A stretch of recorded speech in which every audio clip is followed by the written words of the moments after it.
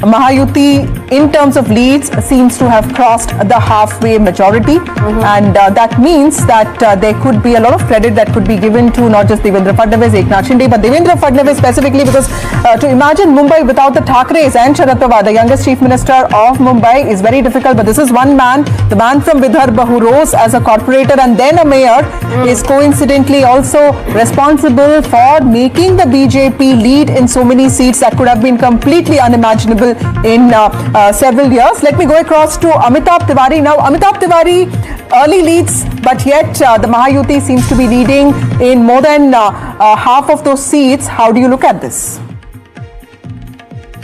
I think the leads seem to be consolidating, not only across Maharashtra, but here in BMC as well, as you're showing on the screen, 78-55, largely in line with what the exit polls were saying, that the Mahayuti would be getting around 1.5 to 2 times the seats of the Thackeray brothers alliance. What is also very interesting is that apart from maybe 4 or 5 municipal corporations across the state, of the 29 municipal corporations, the BJP Shiv Sena alliance seems to be ahead in 23 to 25. That's also, I think, a jump from what the BJP had in 2017 when it had won 15 of these municipal corporations. So clearly now the BJP consolidating its hold as the principal player in the Maharashtra politics, and also relegating not only the opposition but also its own allies like the Shiv Sena, Eknath Shinde, where it is in a direct battle in Kalyan and New Bombay, and the NCP as well in Pune and Pimpri Chinchwad. So even the regional pockets of its allies like Pune, Kalyan, etc. are now going the BJP way. And you know, Thane, Kalyan, those are very important areas because those are really your Eknath Shinde bastions. And you know, there you have the BJP actually doing so well, does have impact as far as this equation is concerned.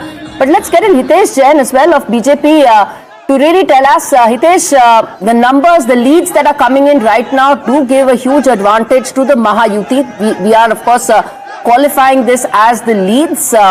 We wait for the final numbers as they come in. But Hitesh Jain, who would you give this credit to? Devendra Fadnavis, the man who's really been, spearheading the triple engine Sarkar, and it is on his shoulders that this victory, if it happens, rests? Well, I think if you will look at the leads and the trends, there is a clear directional shift, and I will not be surprised when you will get the final count of the BMC. The Mahayuti is going to cross the 150 numbers also. As the result consolidate, the Marathi vote or whatever you may count, I think the mandate is a very decisive mandate in favor of the BJP and Mahayuti. I have already tweeted on my Twitter handle, you can see that Devendra Fadnavis is the architect of the modern Maharashtra, and this is the win of the triple engine government backed by the politics of performance led by Prime Minister Narendra Modi. So it is very, the results, the trend, everything is very clear. Second thing, when you look at the municipal election, the message is also very clear that people are tired with this family inheritance business. They have rewarded the politics of performance. When we speak about the infrastructure in the urban cities of Maharashtra, it is not rhetoric. The infrastructure development, what people have seen in Maharashtra, it is not just rhetoric, but people have seen on the ground. I mean, when you talk about metro, when you talk about Atal Setu, when you talk about coastal roads, when you talk about metro in different cities and all. So a very clear message.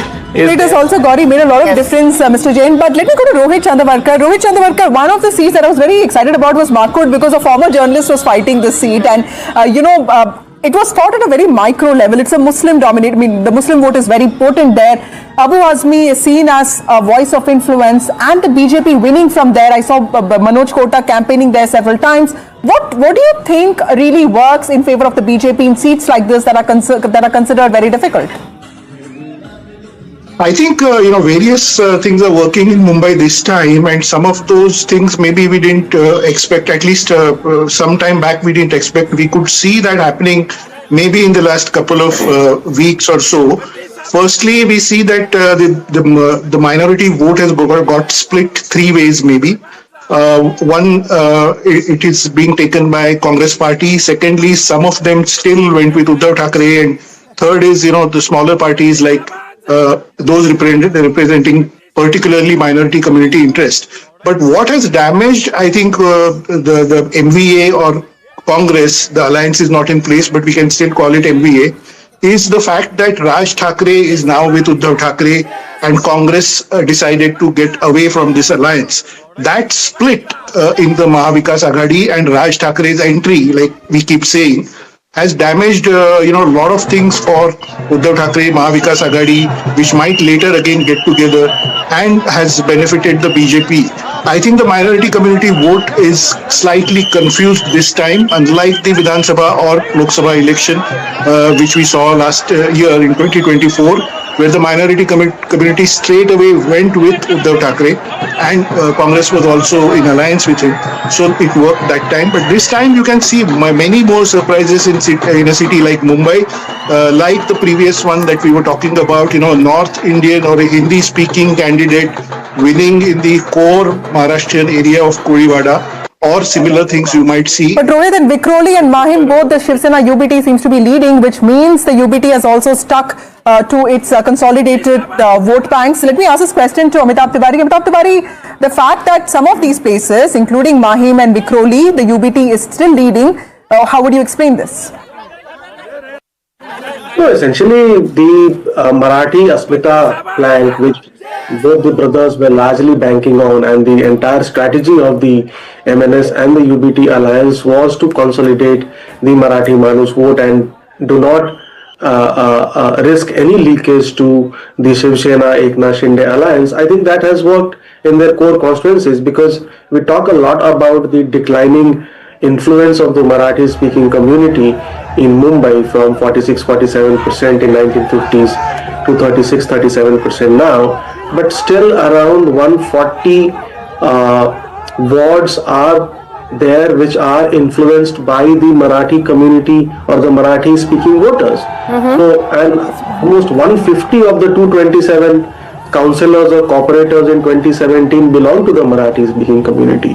So the Marathi community has its hold, and perhaps in these were the pockets of UBT MNS, and they have been able to hold on to these spaces.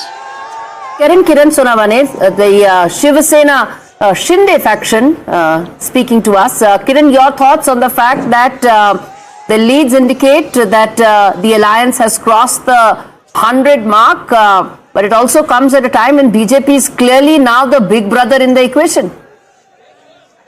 Yeah, Mahayuti clearly sweeping the BMC elections, as you see the current figures on your media.